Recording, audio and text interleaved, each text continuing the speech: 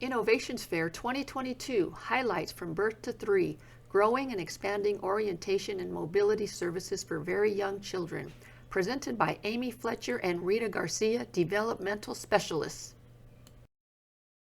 Welcome everyone. Thank you so much for joining us today. My name is Amy Fletcher and I have with us Ms. Rita Garcia. We are both certified orientation and mobility specialists as well as developmental vision specialists with the Birth to Three program. Here's an image of our team. There are currently 19 team members with the Birth to Three program and 6 are certified orientation and mobility specialists. Here is a Birth to Three O&M service map, just highlights the different areas that we travel to provide our O&M services to the population that we work with. Currently, there are 6 O&M interns enrolled in the New Mexico State University program. It usually takes about 2.5 years to get all the training they need to get certified to become an O&M specialist. All those interns do have background experience with working with young children from around the state. Recently, Rita and I did present at the 2022 International O&M Online Symposium, and we were highlighting how New Mexico does the Birth to Three orientation and mobility, just our style and how we do things. The Birth to Six Orientation and Mobility Skills Inventory, or the B6 OMsi, is a tool that we use to evaluate children who have been referred to our program. The 6 areas are orientation, mobility, concept development, perceptual skills, CANE or AMDs, as well as communication. Just a couple highlights with the B6 OMsi. It's a great tool. It is in sequential order, so it starts the child at birth, very early skills, all the way to advanced O&M skills. It has a very nice scoring system. It's a 0 to 5. You can do multiple entries. It is electronic and it is free, available on our NMSBVI website. Okay, and as Amy mentioned, on that Birth to Six OMsi, one of the areas we evaluate are AMDs, also known as adaptive mobility devices. This is something that we introduce to our children as an alternative to a cane. It's an option for the child to use for cane use, and it just helps make the transition to using the cane easier. And when using these AMDs, we are helping the child move about purposefully and independently and safely, most importantly. So there's a variety of AMDs that we do make out of PVC. Here are 3 of them. On the left, I have a PVC walker. In the middle, I have something called a pusher, and on the right, I have a standalone or the lawnmower. Now, these 3 are very different, and it depends where the child is developmentally, what their vision is like, and where they are within their milestones is how we decide which AMD to introduce to them. So we also do consult with our PTs, our OTs, and our team to see where the child is and see which AMD would it be appropriate for the child. We also make custom-made playstands. They usually are small and made for our children when they are laying or in supported seating, so they can reach for something hanging above them or beside them. But we also make some that are larger. On the left, we have a 3-foot playstand that was made for a student that's in a gait trainer and put in front of her and motivating her to move purposefully while she's in that gait trainer.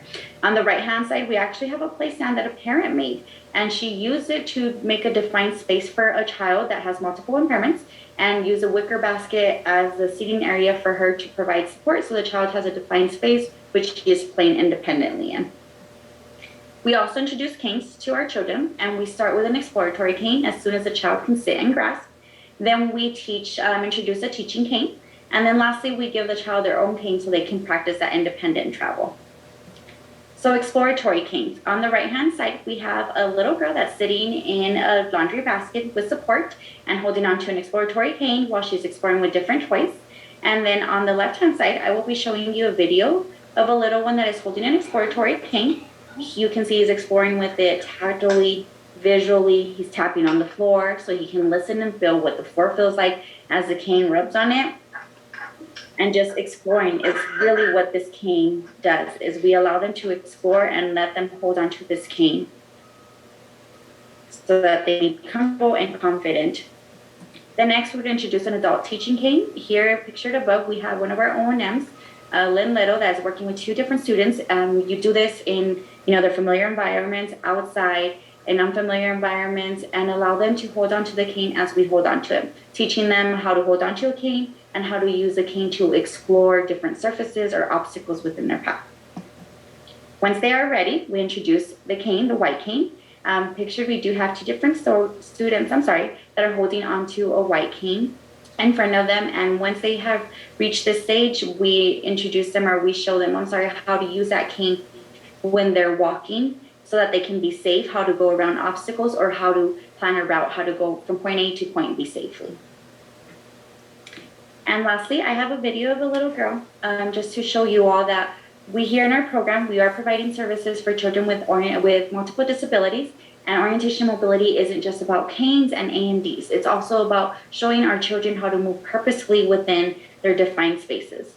In this video, one of our own, Sophia, is working with a student that we are both seeing and showing her how to roll from her back to her tummy purposefully, and hoping that once we keep working with her and showing her these skills, that she will be able to do this on her own, hold up her head, and then eventually we would have her crawling or scooting or pivoting, whichever works best for her. And just giving her that time to explore and use her vision in a different position, most importantly.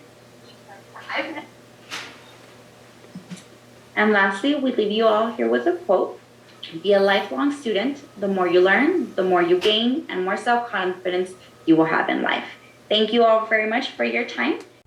Innovations Fair 2022 highlights from birth to 3, growing and expanding orientation and mobility services for very young children. For more information, contact Amy Fletcher, Developmental Specialist, NMS-BVI email, Amy Fletcher, AMYFLETCHER @nmsbvi.k12.nm.us, and Rita Garcia, Developmental Specialist, NMS-BVI email, Rita Garcia, RITAGARCIA @nmsbvi.k12.nm.us.